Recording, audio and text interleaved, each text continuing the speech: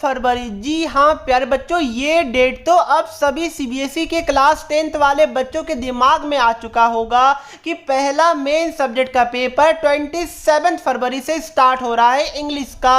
और प्यारे बच्चों मैं आपको बता दूं कि पहला मेन सब्जेक्ट का पेपर अच्छा जाना बहुत इंपॉर्टेंट है, क्योंकि आने वाला पेपर आपका साइंस का है, एसएसटी का है, मैथ्स का है। तो ये सभी में अच्छा स्कोर करने के लिए जो पहला पेपर है वो अच्छा जाना काफ़ी ज़्यादा इंपॉर्टेंट हो जाता है। अदरवाइज मोरल भी डाउन हो जाएगा अगर पहला पेपर ही खराब चल जाए। तो इसी चीज़ को दिमाग में रखते हुए आज मैं सभी बच्चों को कुछ वेरी स्पेशल टिप्स देने वाला हूं, कुछ स्ट्रेटजी बताने जा रहा हूं जो आपके प्रिपरेशन का जो प्लान होने वाला है वो मैं आपको बताऊंगा।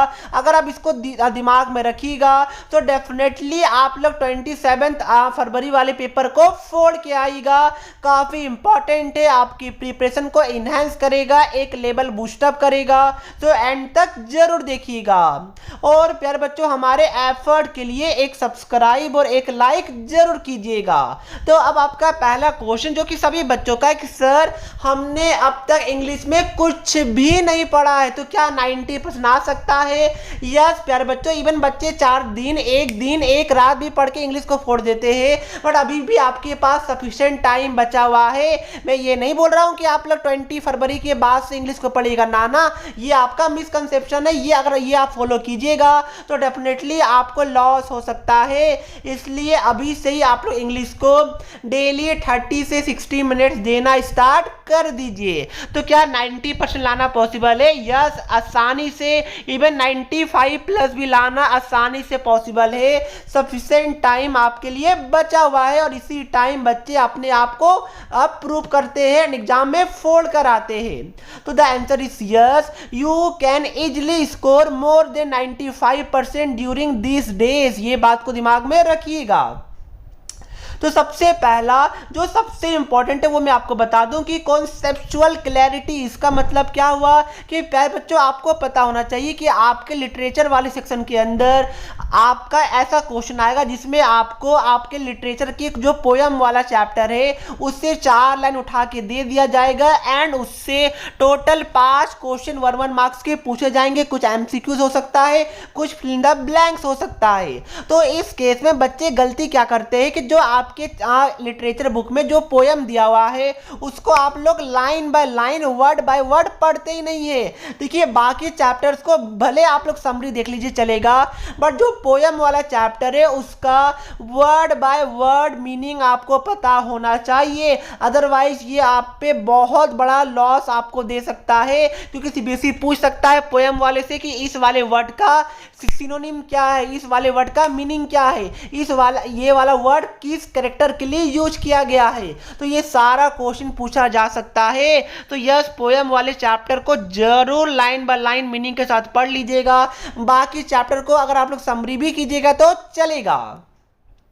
Next, writing practice. इंग्लिश एक ऐसा सब्जेक्ट है जो बच्चे क्या सोचते हैं, अरे इंग्लिश ही तो है, एक दिन पहले पढ़ेंगे, 2 दिन पहले तो छुट्टी मार लेंगे, मतलब 25-26 को पढ़ेंगे, 27 को पेपर तो दे के आ जाएंगे। अरे नहीं प्यारे बच्चों, इंग्लिश एक ऐसा पेपर है जहां पर राइटिंग, प्रेजेंटेशन, आपके लिखने का तरीका, कितना सुंदर तरीके से आप अपने आंसर को प्रेजेंट कर पा रहे, जितना नीट एंड क्लीन वे में अपने राइटिंग को रख रहे हैं, इस पे भी मार्क्स होता है। इंग्लिश में आपका 2-2 पेज का भाषण टीचर नहीं पढ़ने जा रहा है पूरा, आपका प्रेजेंटेशन बहुत इंपॉर्टेंट रोल प्ले करेगा। इसलिए राइटिंग प्रैक्टिस भी जरूर कीजिएगा, नीट एंड क्लीन वे में लिखिएगा। राइटिंग गंदा है कोई बात नहीं, ओवर कट आपको नहीं करना है।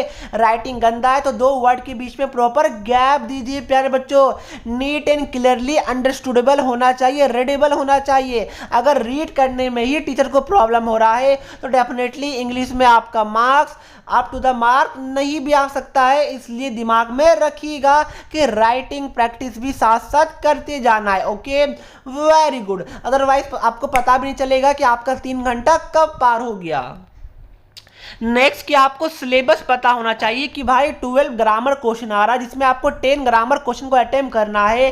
लेटर आ रहा है, कौन कौन सा लेटर आ रहा है, एनालिटिकल पैराग्राफ आ रहा है, आपको पता ही नहीं होता क्या है तो कैसे काम चलेगा। तो इसलिए सिलेबस आपको अच्छे से पता होना चाहिए। एनसीईआरटी बुक को डेफिनेटली रीड आउट कर सकते हैं। उसके बाद सैंपल पेपर मस्ट है कि आप लोग सीबीएसई का सैंपल पेपर को सॉल्व कीजिए, एज वेल एज कुछ एडिशनल पेपर जो मैं आपको प्रोवाइड कर रहा हूं उसको भी आपको सॉल्व करते जाना है। प्रीवियस ईयर क्वेश्चन इंपॉर्टेंट है, द आंसर इज यस। बाकी सब्जेक्ट में तो रामबाण है, इंग्लिश में भी इंपॉर्टेंट है, आपको वहां से आइडिया लगेगा कि सीबीएसई का प्रीवियस ईयर का जो क्वेश्चन का लेवल है वो क्या है। बट भाई कोई क्वेश्चन हो, डाउट्स हो या कॉन्सेप्ट समझ ना आए, बोर्ड्स हो या जेई नीट, पढ़ाई में कोई दिक्कत आ रहा है तो इसका सॉल्यूशन है फिलो ऐप। अपने डाउट्स को किसी भी टाइम क्लियर करें इन 3 इजी स्टेप। सबसे पहले गूगल प्ले स्टोर या ऐप स्टोर में जाकर फिलो ऐप को डाउनलोड करें, मोबाइल नंबर डालकर साइन अप कीजिए। उसके बाद जो भी क्वेश्चन में प्रॉब्लम है उसका फोटो खींचिए या फिर टाइप कीजिए एंड सबमिट करने के बाद फिलो 60 सेकंड के अंदर आपको इंडिया के टॉप एक्सपर्ट से कनेक्ट कर देगा। तो प्यारे बच्चों जाइए, लिंक डिस्क्रिप्शन बॉक्स में है, वहां से अपने डाउट्स को आउट कीजिए। देखिए प्यारे बच्चों, जैसा कि मैंने बताया कि PYQs काफी इंपॉर्टेंट है, उसके साथ साथ राइटिंग प्रैक्टिस भी मैंने आपको बता दिया क्योंकि टाइम मैनेजमेंट बहुत इंपॉर्टेंट है। बच्चों का अक्सर कंप्लेन आता है कि सर इंग्लिश का पेपर तो काफी लेंदी था, लेंदी नहीं था। जो 15 मिनट्स आपको रीडिंग करने के लिए दिया जा रहा है उसमें आपको पैसेज को सॉल्व करना था। उसके अलावा प्यारे बच्चों आपको स्पीड को स्टार्टिंग से ही मेंटेन करना था। इंग्लिश में टाइम बच्चों का यूजुअली कंसर्न आता है कि सर टाइम कम मिला, बट ये आपके हाथ में है कि कितना स्पीड आप लोग लिख सके। इसलिए प्लीज स्पीड लिखिएगा, इंग्लिश में टाइम मैनेजमेंट वाला प्रॉब्लम नहीं होना चाहिए। टाइम मैनेज करना अच्छे से सीखिएगा, वो राइटिंग प्रैक्टिस से आएगा। तो दोस्तों अगर ये सारे टिप्स को आप लोग अच्छे से फॉलो करते हैं तो यकीन मानिए 27 फरवरी को आप लोग फोड़ कर आइएगा। तो यही था हमारा आज का वीडियो अच्छा लगा देन सब्सक्राइब एंड लाइक में कंजूसी मत कीजिएगा, वीडियो को भी शेयर जरूर कीजिएगा।